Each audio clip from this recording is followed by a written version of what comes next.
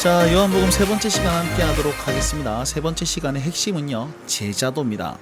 앞에는 계속 예수님께서 자기를 증언하셨죠. 이제는 자기가 올라갈 때를 대비해서 제자들을 사랑하시되 끝까지 사랑하시는 그 사랑함의 표현, 그리고 자기가 올라간 뒤에 제자들이 견딜 수 있도록 이제 힘을 주기 위해서 견딜 능력을 주기 위해서 이제 제자들에게 가르치는 장면입니다. 그 핵심이 무엇이냐면 바로 성령님께서 도우실 것이다. 그리고 성령님을 통해서 나를 알게 될 것이다. 내가 성령님을 통해서 다시 올 거다. 그 얘기를 계속 강조하고 있습니다. 자, 13장부터 한번 살펴보도록 하겠습니다. 13장 1절에는 이렇게 얘기하고 있습니다.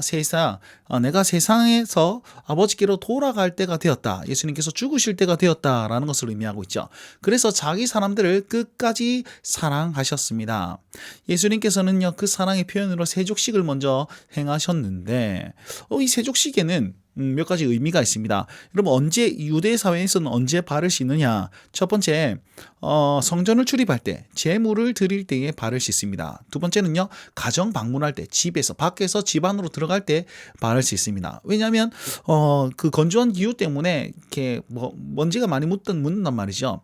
그래서 성전에 출입하고 제물을 드릴 때는 정결하게 되는 것을 의미하는 것이고, 그래서 이것을 기억했을 때, 이것을 봤을 때, 예수님의 세족식은요, 제자들의 발을 씻김으로써 자기를 밟고 성전 되게 하심, 이제 들어올 수 있도록 정결하게 하신 그런 의미가 여기에 포함되어 있습니다. 그리고 가정 방문할 때 발을 씻겨준다는 것을 기억했을 때는 한 몸 된, 한 가족 된다는 사실을 예수님께서는 확인시켜주기 위해서 친히 발을 씻겨주셨다는 거며, 누구를 통해서? 자신, 예수 그리스도를 통해서 성전되고 예수 그리스도를 통해서 한 몸됨을 기억하게 하기 위해서 세족식을 행하셨다라고 기억하시면 되겠습니다. 이때 베드로의 반응이 어떻습니까? 주여, 당신이 내 발을 절대로 씻기지 못할 것입니다. 왜요? 종이 하는 행동이기 때문에. 그러니까 예수님께서 내가 너를 씻기지 않으면 너는 나와 상관이 없는 사람이 될 것이다, 이렇게 얘기한단 말이죠. 자, 여기서 씻음은 무엇입니까? 예수님과의 연합, 구원, 한몸됨, 교회됨, 이런 것을 상징하고 있습니다. 예수님이 아니고서는 나와 연합할 수가 없다. 그랬더니 그 베드로가, 그러면 나는 목욕을 아예 시켜 주십시오. 그냥 머리부터 온몸을 다 씻겨 주십시오, 이렇게 얘기했단 말이에요. 그러니까 목욕한 자는 이제 발밖에 씻을 필요가 없다라고 예수님 말씀하셨습니다. 목욕은 어떤 의미냐? 진짜 예수님을 믿음으로 말미암아서 구원 얻어 한 몸 되어 이루어 나아가는 것. 그다음에 발을 씻는다는 것은 그럼에도 불구하고 날마다 짓는 죄들 있잖아요. 그 죄들을 날마다 회개하며 사는 그것을 얘기하고 있습니다. 그래서 결국은 예수님으로 말미암아서 한 몸 되고 또 회개하며 살아갈 수 있도록 예수님께서는 발을 씻겨주고 있다, 이렇게 기억하시면 되겠습니다. 자, 제자들을 사랑하셔서 예수님께서는 세족식을 행하셨습니다. 구원을 베푸셨다라는 것을 보여주는 것과 함께 이것은 하나의 모범이 됩니다. 어떤 모범입니까? 내가 행한 것을 너희가 아느냐? 너희도 행하게 하려고 본을 보였느라, 이렇게 얘기했거든요. 너희는 이것을 알고 행하면 복이 있을 것이다. 예수님께서는 진짜 낮아지셔서 종의 역할을 감당하셨단 말입니다. 그래서 보냄을 받은 자로 아버지께 순종하여 낮아지는 모습을 너희가 행하라. 너희도 아버지께 보냄받은 자로서 순종하라 라는 것을 얘기하고 있습니다. 그리고 그 관계 아래서 아버지를 알고 내가 아버지를 사랑하고 아버지도 나를 믿고 이렇게 해준 그 관계 아래서 너희들도 순종하고 겸손하게 행하라는 사실을 보여주고 있는 것이죠. 그런데 이 안에 배신자가 있다라는 사실도 얘기하고 있습니다. 너희 모두를 가르쳐 하는 말이 아니니라. 그리고 나는 누군지 안다, 이렇게 얘기하고 있습니다. 아니, 그러면 알고도 그대로 두시는 이유가 무엇입니까? 여기 보십니까? 성경을 응하게 함이라, 말씀을 이루시기 위함이다라고 얘기하고 있죠. 또 하나 19절 말씀 보니까 그 예수님이 그인 줄 알게 믿게 하기 위해서다, 이렇게 얘기하고 있습니다. 무슨 말이냐면 대적자를 하나 딱, 배신자를 하나 딱 두고 그 배신할 때에 지목하는 사람이 진짜 그리스도임을 알 수 있도록 미리 성경에 알려주셨다라는 것이죠. 그러니까 그것이 딱 행해졌을 때, 저기 배신자고, 저 사람 지목했으니까 저 사람이 진짜 그리스도구나, 이걸 믿을 수 있게 하기 위해서 이제 배신자를 딱 넣어놨다라는 것을 말씀하고 있습니다. 그것이 누구입니까? 바로 가룟 유다입니다. 너희 중 하나가 나를 팔리라 라고 하니까 누구 이렇게 막 제자들이 수군거리기 시작합니다. 근데 성경에 보니까 요한복음에 보니까 베드로가 눈치를 주는 거예요. 예수님을 그가 사랑하시는 자, 그가 예수님 이렇게 발치에 누워서 이렇게 있단 말이에요. 그러니까 요한한테 물어봐라. 눈치를 딱 줍니다. 그러니까 요한이 물어보기를 내가 떡 한 조각을 적시어 주는 자가 그니라라고 예수님께서 답변하셨습니다.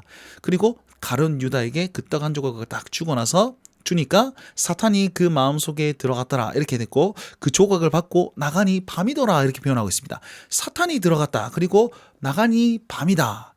들어오다 나가다, 나가서 낮이 아니고 밤이다. 이것은 가룟 유다의 영적인 상태를 상징적으로 표현하는 것입니다. 가룟 유다가 이제 영적인 침체 아래서 배신할 것이라는 것을 여기서 알 수 있는 것이죠. 자, 여기서 보시면 예수님께서는 자기 사람을 끝까지 사랑하셨다 그랬습니다. 가룟 유다는 자기 사람이 아니었다는 것이죠. 자, 그리고 13장에 예수 그리스도께서 영광을 받을 때가 왔다라고 얘기하는데, 영광을 얻는데 언제 얻습니까? 네, 예수님이 죽으실 때 얻습니다. 그리고 하나님께는 또 영광이 됩니다. 그래서 작은 자들아, 이 제자들을 얘기하고 있거든요. 연약한 자들아, 아직 미비한 자들아, 아직 다 자라지 않은 자들아, 너희가 내가 잠시 갈 거야. 내가 잠시 너희와 같이 있는데 내가 갔다가 올 거다라는 것을 얘기하는데, 가는 곳에 너희가 올 수 없을 것이다. 그런데 이후에는 올 것이다. 이렇게 얘기합니다. 그러니까 베드로가 손을 빡 들어서 주를 위해서 목숨도 버릴 수 있습니다. 이렇게 했더니 예수님께서 네가 닭 울기 전에 3번 나를 부인할 것이다. 이렇게 씁쓸한 말을 남기시죠. 그러면서 이후에 내가 떠날 것이니까 너희는 이렇게 살아라 라고 얘기하면서 3계명을 주시는데, 그 계명은 바로 서로 사랑하는 것이었습니다. 내가 너희를 사랑한 것 같이 서로 사랑하라. 그러면 너희가 내 제자인 줄 알리라. 제자들은요, 서로 사랑하는 관계에 있어야만 합니다. 결국은 제자로 사는 방법은, 자, 나중이 아니고 지금 주님을 믿어야 되고 오직 예수 그리스도로 말미암아 살아야 됩니다. 13장 전체를 요약하면 그렇습니다. 그리고 서로 사랑하는 것으로 나타내 보여야지 이것이 제자로 사는 방법이고, 이렇게 사는 자들에게 우리 주님은 끝까지 사랑하신다는 것입니다. 여러분 기억하십시오. 내 삶에 주님이 안 계신다는 사실, 그렇게 그렇게 여겨진다면 그건 주님이 잘못된 게 아니고 여러분이 잘못된 겁니다. 내가 제자로 제대로 살지 못하거나 아니면 믿음이 없거나 그런 것이지, 내가 어렵다 뭐 어쩌다 저쩌다, 네가 제자인 줄 먼저 확인하십시오. 내가 과연 이렇게 살아가고 있는가를 확인하셔야 됩니다. 그래야지 끝까지 사랑하시는 그 주님의 사랑을 경험할 수 있게 된다는 것입니다. 하나님을 의심하지 마시고 나를 의심하시면 참 좋을 것 같습니다. 자, 14장을 보도록 하겠습니다. 예수님께서 이제 떠나십니다. 떠나실 것을 말씀하십니다. 그랬더니 제자들이 근심하는 거예요. 아이고야, 우자노. 그러니까 예수님께서 나를 믿으라.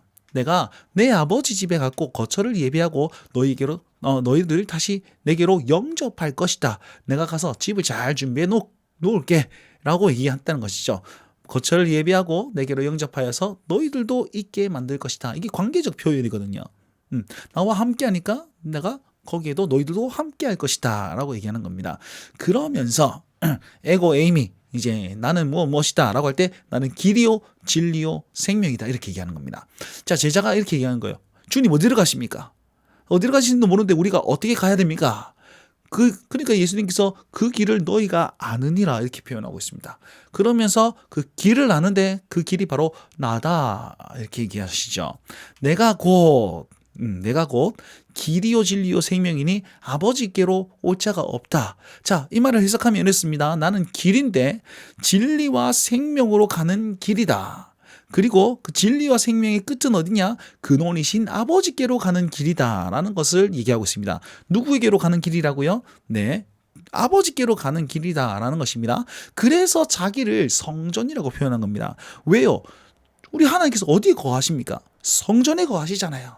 성전에 거하시니까 예수님이 친히 성전이 되셔가지고 주를 아버지를 만날 수 있게 만들어 주시잖아요. 요한복음 2장에 내가 이렇게 성전 사건 있지 다 없고 내가 성전 청결 사건 있잖아요. 그곳의 중앙에 있어서 자기가 성전됨을 나타내 보이셨지 않습니까? 여기도 마찬가지입니다. 내가 곧 길인데 성전 되어서 주 아버지께로 갈 수 있게 만드는 길이 바로 나다 이렇게 얘기를 합니다. 빌립이 물어봅니다. 아니 그렇다면 아버지를 보여주십시오. 그러니까 야, 아직도 나를 못 믿느냐? 나를 보는 것, 내 말을 믿는 것. 만약 그게 안 되면 내가 행하는 것으로 나를 믿으라.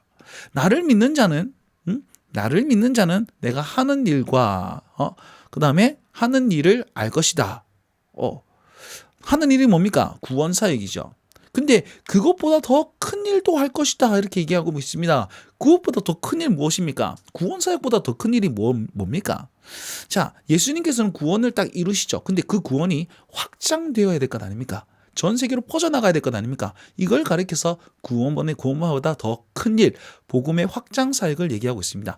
제자들이 복음의 확장 사역으로 말미암아서 더 큰 일을 행할 것이다. 그런데 이걸 어떻게 행할 수 있냐? 내가 아버지께로 감으로 말미암아 성령님께서 오셔서 그 성령으로 말미암아서 이 더 큰 일을 할 것이다. 이렇게 말씀하고 있습니다. 저와 여러분은 마찬가지입니다. 그 구원 사역을 이루신 주님께서 우리에게 더 큰 사역과 사명을 맡기셨습니다. 그것이 성령님을 통해서 우리는 할 수 있습니다. 복음을 확장하고 복음을 전하는 것, 이거 주님보다 더 큰 일을 하는 것이죠. 그 일로 말미암아서 우리는 아버지를 볼 수 있게 되는 것입니다. 이걸 기억하시고 이보다 더 큰 일을 하는 사람들이 제자들이구나 이렇게 기억하시면 좋겠습니다. 자, 그러면서 이제 성령님에 대해서 포커스를 맞추고 있거든요. 그분은 이 보혜사 성령님은 예수님을 믿는 자들에게, 그리고 예수님을 사랑하는 자들, 계명을 지키는 자들, 그 자들에게 구하면 행할 것인데 보혜사를 주어서 영원히 함께할 것이다 이렇게 얘기하고 있습니다. 성령님은 예수님을 믿는 자들이 이제 받을 수 있습니다. 그들은 구하면 행할 것이니까 구할 때에 보혜사를 주어서 함께 할 것이다. 그럼 보혜사는 누굽니까? 진리의 성령님입니다. 진리의 성령님이기 때문에 세상은 모릅니다. 왜? 세상은 진리를 쫓아 살지 않고 스스로 자기의 생각들을 쫓아 살기 때문에 세상은 절대 몰라요. 그래서 예수님을 믿는 자만 알 수 있는 것입니다. 자, 그리고 주를 보게끔 제자들 속에 계십니다. 당연한 말씀이죠. 주를 믿는 자들에게만 있는 것이니까. 그리고 그 안에서 예수 그리스도 주님을 볼 수 있도록 해주시는 것입니다. 그렇기 때문에 성령님을 모신 자들은 진리의 영이기 때문에 진리를 잘 해석하고 잘 지킬 수 있도록 돕는다는 거예요. 그래서 내 말을 듣고 잘 지키라라고 얘기를 하고 있습니다. 그렇게 행할 수 있도록 도우시는 분이 바로 보혜사 성령님입니다. 계속해서 성령님에 대해서 한번 봅시다. 보혜사는 진리의 영이다 라고 얘기하고 있고, 보혜사 진리의 영이다 라고 얘기하고 있고, 아버지께서 예수님의 이름으로 보내주신 자가 바로 성령님입니다. 다시요. 누가 보냈다고요? 아버지께서 누구의 이름으로? 예수님의 이름으로 보내었다. 성부, 성자, 성령 하나님께서 잘 연합하여 사역하시면서 우리를 제자되게 하시고 우리를 견디게 하시고 우리를 생존케 하십니다.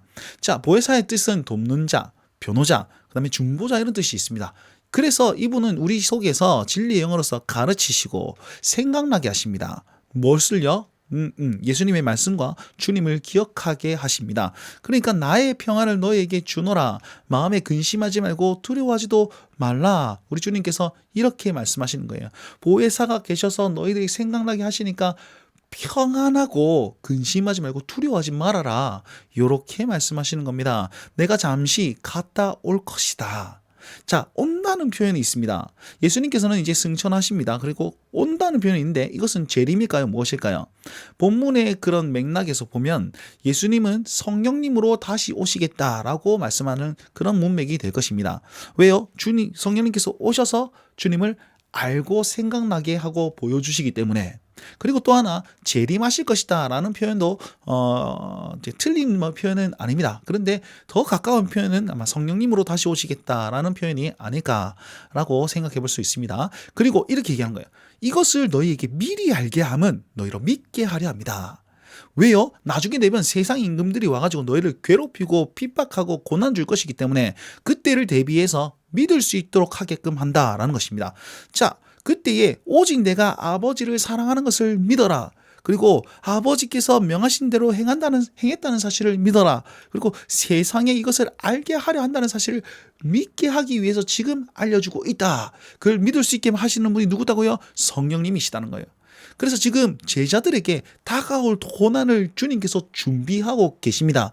그걸 이길 힘이 어디에 있단 말입니까? 보혜사 성령께 있다라는 사실을 또한 확신하고 그 다음에 요것들을 흔들리지 않게 믿을 수 있도록 우리의 믿음을 위해서 주님께서는 말씀하고 있다는 것입니다. 자, 여러분 흔들릴 때에 이런 고난 가운데 우리는 무엇을 붙잡아야 됩니까? 딴 거 붙잡으니까 넘어지고 잡아지고 하는 것 아니겠습니까? 성령님, 내 안에서 탄식하시는 그 성령님을 의지하면서 요걸 믿고 신뢰하며 나아가는 그 자리로 나아가야지 우리가 든든히 설 수 있음을 여러분 믿으시기 바랍니다.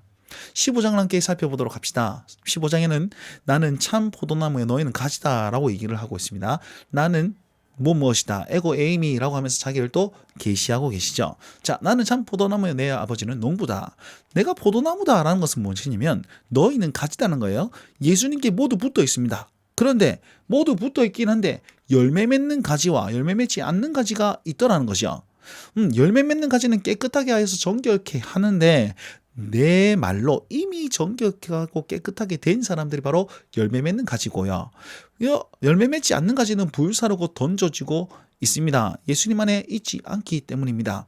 그래서 우리는 열매 맺는 가지가 되어야 하는 것이죠. 어떻게 하면 그렇게 될 수 있습니까? 그가 내 안에, 내가 그 안에 거하면 열매를 많이 맺을 수 있다. 근데 나를 떠나서는 아무것도 할 수 없다. 조금 맺는 것이 아니고 맺다 마는 것도 아니고 아무것도 할 수 없다는 것입니다. 모든 것을 할 수 있는 방법은 주님 안에 거하는 것, 그 다음에 그가 내 안에 거하는 것. 내 안에 거하라 나도 너희 안에 거하리라, 함께 한다라는 사실을 계속 강조하시면서 지금 우리 안에 계시는 그 예수 그리스도, 그분을 강조하시면서 우리에게 힘을 주고 있다는 것입니다. 낭망치 말라는 것입니다.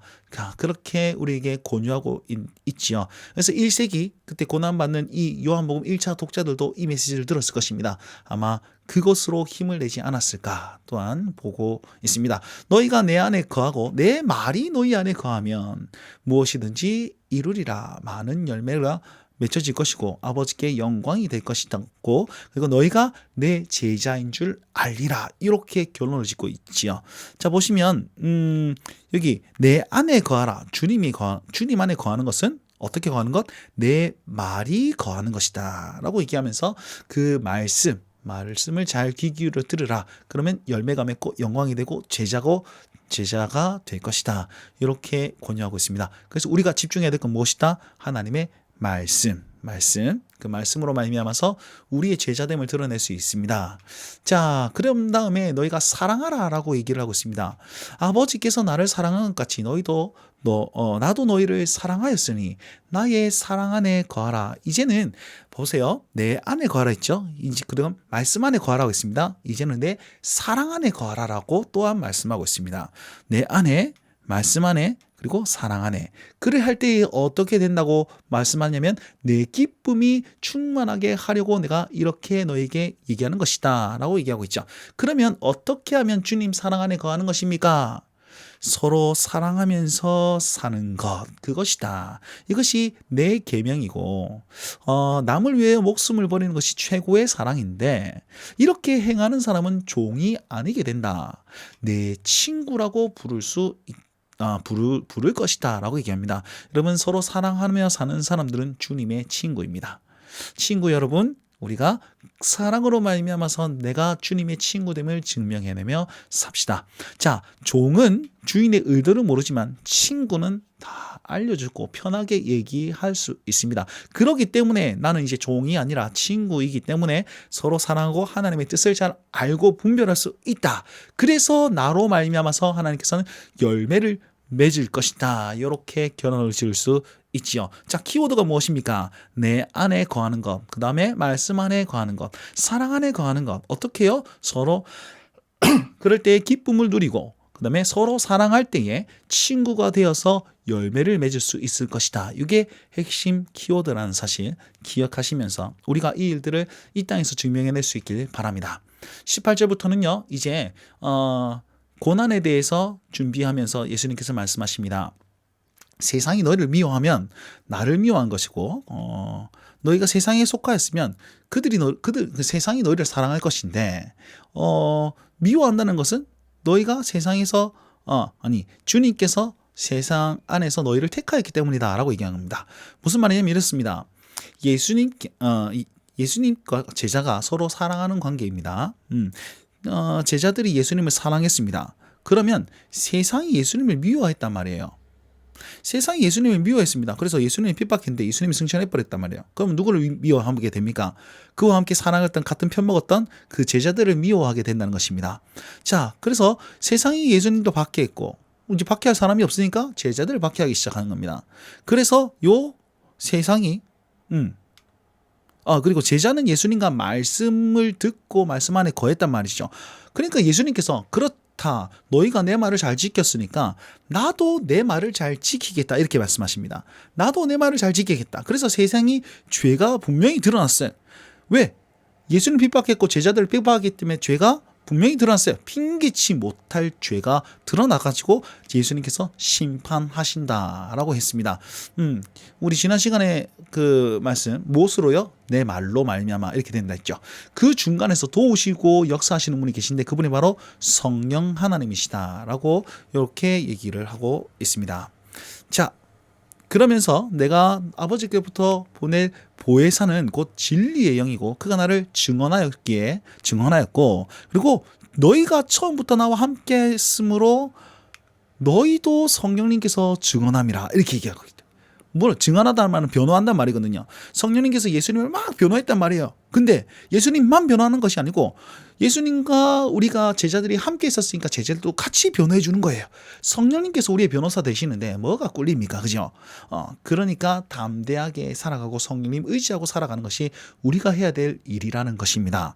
16장 말씀을 보도록 하겠습니다. 자, 성령님의 일은 이렇습니다. 내가 이것을 너희에게 이르면 너희가 실족하지 않게 하려 합니다. 사람들이 얘기하는 거예요. 사람들은 출교하고 죽이려고 합니다. 그러면서 나는 지금 하나님의 일을 잘하고 있어 이렇게 생각하는 거예요. 예수님을 믿는 자들을 막 핍박하는 것이 잘하고 있다 생각합니다. 이유가 뭡니까? 예수님과 아버지를 알지 못하기 때문에 이렇게 삽질하고 있다 이렇게 표현하고 있죠.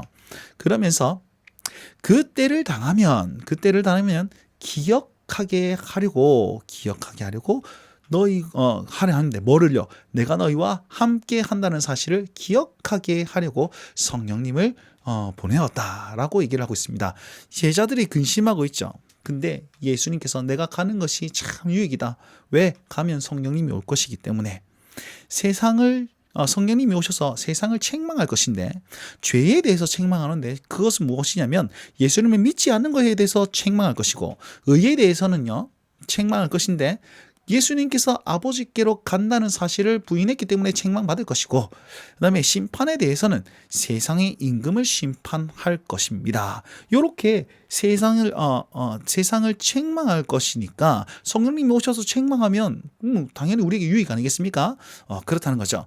그런데 예수님께서 뭐라 말씀하시면 그리고 내가 아직 너희에게 이를 것이 많으나 성령님이 오시면 너희를 진리로 인도하여서 장래일과 그럼 너희가 들은 것과 내 영광과 내 것을 가지고 너희에게 알려주실 것이다 라고 얘기를 한 겁니다. 지금까지 들었던 걸 기억나게 하고 적용하고 그 다음에 능력으로 삼을 수 있게 만드시는 분이 바로 성령님이라는 것이에요. 그래서 예수님 뭐라 말씀하시냐면 환난의 때가 있을 때 너희는 이것을 기억하라. 성령께서 이것을 다 기억나게 해줄 거니까 그것을 기억하고 믿음에 흔들리지 말고 굳건하게 서 있으라. 성령께서 도우실 것이다. 이렇게 얘기를 하고 있습니다. 여러분 흔들릴 때 우리가 성령을 바라보면서 그것을 다시 기억하게 하는 것 이것이 우리의 힘이 될 줄 믿으시기 바랍니다. 자, 그리고 그러할 때의 근심이 기쁨으로 될 것입니다. 라고 얘기를 하고 있지요. 자, 조금 있으면 너희가 나를 보지 못하겠고 십자가에 죽으신다는 것입니다. 그죠? 그 조금 있으면 나를 볼 것이다. 이 말 무슨 말입니까? 성령님께서 오게 될 것이다. 성령님의 오심을 얘기하고 있습니다. 이게 무슨 말입니까? 곡하고 애통하고 근심할 때에 세상은 기뻐할 것이다. 왜? 십자가에 죽으시고 막 핍박받고 뭐 그러잖아요. 그런데 곧 성령님께서 오셔가지고 주님을 다시 만난 그 기쁨이 너무 크기 때문에 이것으로 말미암아 도리어 큰 기쁨을 얻게 될 것이다 라고 얘기하는데 예를 들어서 이렇게 합니다. 해산의 고통을 기억해라. 너무 힘들지만 생명을 얻었을 때 그 기쁨이 더 크지 않느냐. 똑같습니다. 예수님이 떠나가심에 대한 슬픔이 있을지는 모르나 성령님께서 다시 오심으로 말미암아 성령님께서 오심으로 말미암아 주님을 알게 되니까 그 기쁨이 더 크니까 걱정하지 말아라 라고 권면하고 있습니다. 그날에는 모두가 알게 될 것이다. 그러면서 아버지께 구하는 것을 내 이름으로 다 줄 거다. 그러니까 다 줄 수 있으니까 성령께서 도우셔가지고 이제 중간에서 이제 중보자 역할을 감당하시기 때문에 다 주실 수 있지 않은가. 그래서 기쁨이 충만하게 될 것이다. 그러면 우리가 그 기쁨을 얻고 근심을 기쁨으로 삼는 방법은 무엇입니까? 기도라는 것입니다. 기도. 그렇죠? 구하는 대로 다 주실 것이니까 우리가 기도함으로 말미암아서 이 근심을 기쁨으로 누릴 수 있다. 이렇게 적용할 수 있겠습니다. 자, 다시 그날에는 예수님이 구원사에 가는 그날에는 십자가에 못 박히실 그때에는 아버지에게 대한 것을 밝히 이를 것이고 또한 너희가 내 이름으로 직접 구하게 될 것이고 그러니까 직통으로 구하게 된다는 것입니다. 나를 사랑하고 하나님께로 온 줄 믿게 될 것이다 라고 얘기를 하고 있습니다. 그랬더니 제자들이 주여 우리가 지금에서야 주께서 모든 것을 아시고 하나님께로부터 나오셨음을 우리가 믿습니다 라고 고백합니다. 진짜 제자가 되었다는 뜻입니다. 여러분 그 두 번째 시간의 말씀에 보시면 제자들을 보냈는데 초막절에 보이는데 너희는 아직 세상과 아직 동화되어 있다. 그래서 세상이 너희를 보도 아무렇지도 않게 대할 것이다. 너희는 아직 준비되지 않았다라고 얘기했습니다. 근데 16장에 와서 이제 진짜로 신앙 고백함으로써 이들이 진짜 참 제자가 되었음을 이런 식으로 표현하고 있다는 것입니다. 그래서 이제는 너희가 믿느냐? 그런데 웃자노 이제 각각 흩어질 때가 되었고 나 혼자 남을 때가 되었네. 이제 구원사역을 이루고 이제 십자가에 못 박힐 때가 되었네. 자, 제자가 탁 되니까 주님이 떠나가시는 거예요. 아니 잘 됐을 때 좀 같이 잘 되면 얼마나 좋아. 근데 잘 됐을 때 또다시 위기가 온다는 겁니다.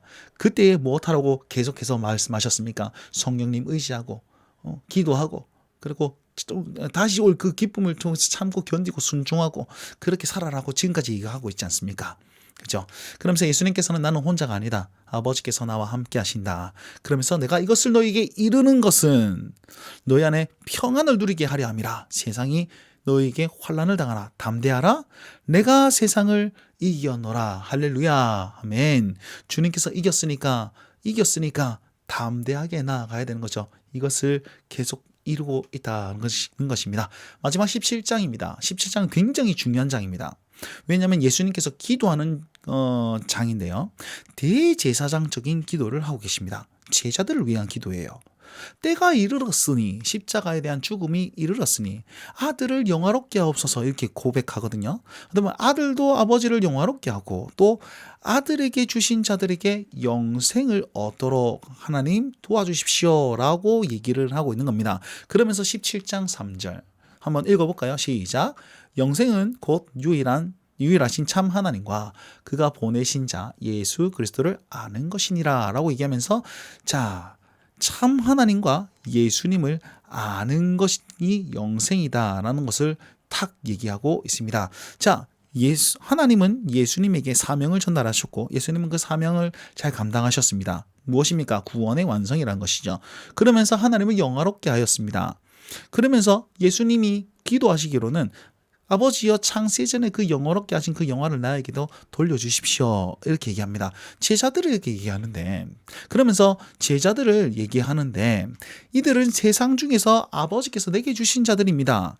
아버지의 이름으로 말씀을 전했더니 그들이 말씀을 지켰고 그들이 예수님이 나를 믿었습니다. 그러니까 그 제자들 그들은 아버지의 것입니다. 왜? 아버지의 말씀으로 그렇게 했었기 때문에 그들은 아버지의 것입니다.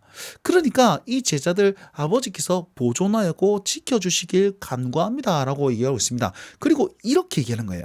내가 그들에게서 영광을 받았습니다. 여러분 우리가 언제 예수님께 영광을 돌렸습니까?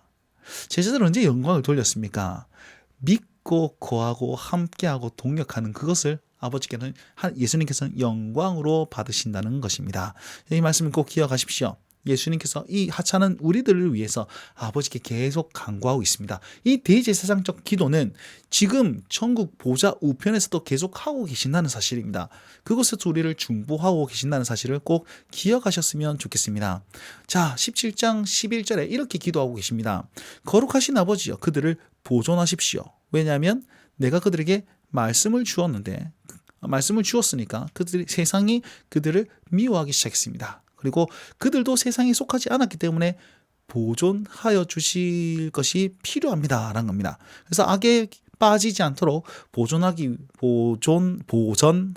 수 있도록 계속 기도하고 계시는 그 예수님의 모습을 볼 수 있습니다. 그리고 우리와 같이 그들도 하나가 되게 없어. 야, 이게 무슨 말입니까? 예수님과 하나님의 관계, 그 관계 속에 우리를 초청하여서 하나님과 제자들이 그렇게 하나 되어 나아갈 수 있도록 도와주십시오. 그렇게 간구합니다. 이게 말이 됩니까? 그분은 무한하신 신입니다. 하나님이십니다. 근데 하찮은 피조물인 우리와 함께 연합해 달라니요. 이 말도 안 되는 그 간구를 주님께서 하고 계신다는 겁니다. 인간은 유한하죠. 하나님은 근데 예수님으로 말미암아 영생으로 초청받았습니다. 그러니까 우리가 그 영원한 생명, 신 하나님만 가질 수 있는 영원함을 우리도 가졌으니까 그 안에서 하나님과 연합되어 나갈 수 있는 그 교제 안에 갈 수 있다는 것입니다. 우리는 그 예수님으로 말미암아서 하나님의 아들들, 하나님과 하나된 주의 백성으로 취급하여 줄 수 있다는 것입니다. 이게 얼마나 감격스럽습니까? 그냥 하찮은 그 어떤 벌레를 데려와서 가족처럼 키우는 거예요. 가족처럼 키우는데 그것을 넘어서 하나된 관계로 나아가고 있으니까 이게 말도 안 되는 은혜와 복이라는 사실입니다. 여러분 이 말씀을 꼭 기억하십시오. 그래서 요 예수님의 간구가 얼마나 위대하고 감사한 것인지 감격하며 살 수 있었으면 좋겠습니다. 두 번째, 예수님께서 이렇게 간구하십니다. 그들을 진리로 거룩하게 하시옵소서. 거룩하게 하기 위해서 예수님이 내가 스스로 거룩해졌습니다. 그리고 진리로 거룩하게 한다는 말은 무슨 말입니까? 그래서 그 진리, 그들이 말씀을 전할 때에 그 말씀, 그 진리를 듣는 모든 사람도 거룩할 수 있도록 진리로 거룩하게 하셨다라고 얘기하고 있습니다. 다른 말로 하면 우리가 주님과 하나된 관계로 나아가기 때문에 우리가 하는 그 말, 예수님께서 얘기했잖아요. 내 말은 아버지의 말이다. 그래서 불의가 없다. 완전하다. 이렇게 얘기했잖아요. 근데 이제 우리가 예수님과 하나 되어서 하나님과 하나 되어서 아버지의 말을 우리가 얘기하는 거예요. 그러니까 우리의 말도 마찬가지로 완전하신 하나님의 메시지가 된다는 사실입니다. 여러분 우리의 말 속에서 이 하나님의 메시지가 전달될 수 있도록 진리로 거룩하게 되는 그 일들이 내 입에서 시작될 수 있도록 여러분 기도하고 사모하십시오. 예수님께서는 이렇게 제자들에게 사명을 전달하고 계십니다. 너희 입에 이제 하나님의 메시지가 있다. 그러니까 너희가 간구하는 말을 하나님께서 바로 직통으로 이제 들으시고 베풀어 주실 것이다 라는 말도 같이 하고 계신 겁니다. 23절에 보십시오. 그들의 온전함을 이루어 하나가 되게 함은 그들도 사랑하신 것을 세상이 알게 하려 함이다 라고 얘기를 하고 있습니다. 그러니까 세상으로 아버지께서 예수 그리스도를 보내신 것을 나로 말미암아 믿게 하기 위해서 복음, 진리, 그 구원의 역사를 나타내 보이기 위해서 이제 제자들을 사용하고 계신다라는 사실로 17장을 마무리하고 있는 것입니다. 자, 어떻습니까? 이제 이 13장부터 17장까지 우리 예수님께서는 제자들을 안타까워하면서 그들에게 위로와 힘과 또 하나 사명을 허락하고 있습니다. 여러분 마찬가지입니다. 주 예수 그리스도를 구주로 영접한 저와 여러분들에게 지금도 여전히 위로와 힘과 사명을 허락하고 있다는 것입니다. 어떤 순간에서도 어떤 위기 가운데서도 여러분 이것을 잊지 마십시오. 주 예수가 나의 위로 되시고 성령님으로 말미암아 깨닫고 기억하고 그것을 실천하는 것이 순종하는 것이 나의 힘이며 또한 내가 가야 될 그 방향성은 어렵다고 해서 그냥 위로만 받는 것이 아니라 사명을 쫓아 살아가야 된다라는 사실을 기억하고 적용하실 수 있는 저와 여러분들이 되셨으면 좋겠습니다. 자, 이제 다음 시간에는 마지막 네 번째 21장까지 함께 살펴보도록 하겠습니다. 네, 장시간 들어주셔서 감사합니다. 다음 시간에 뵙도록 하겠습니다.